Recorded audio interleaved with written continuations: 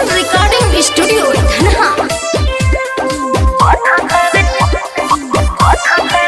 Music by B.I. Verma. चैत में कटनी के माजा उठाव, बेरी बेरी हमके जनी फोन तू लगाव, बात के बुझ रवा बुझाता। चैत में कटनी के माजा उठाव, बेरी बेरी हमके जनी फोन तू लगाव।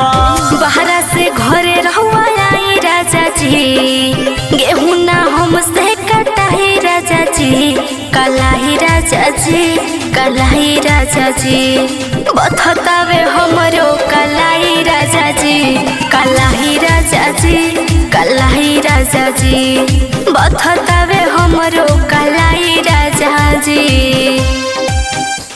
कलाई राजा जी, कलाई राजा जी। रोशन रिकॉर्डिंग स्टूडियो धनहा।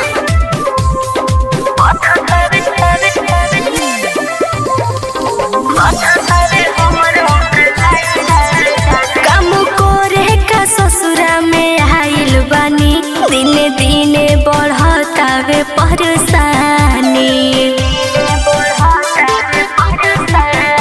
अरे वैसे जे करबू जे काम जवनिया तो जे रही, तबे कोरा में सुतला के ए रानी माजा रही।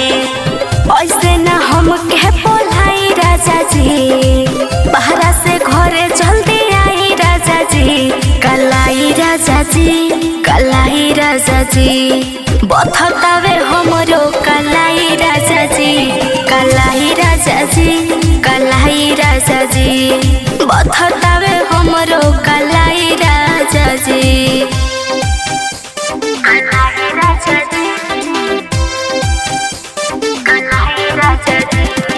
रोशन रिकॉर्डिंग स्टूडियो धनहा।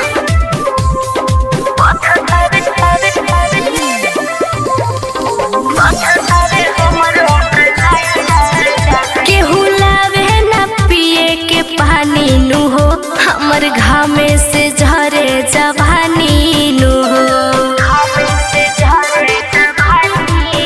सोनू सचिन से कहतनी का खइबू मंगा देहब हो, जब आइब घरे तब हम श्रद्धा पूरा देहब हो। दिनेश के संगे भेजवा दी राजा जी, निशला कुछ मंगा दी राजा जी, कलाई राजा जी, कलाई राजा जी, बथतावे हमरो कलाई राजा जी, कलाई राजा जी, कलाई राजा जी, बथतावे हमरो कलाई राजा जी।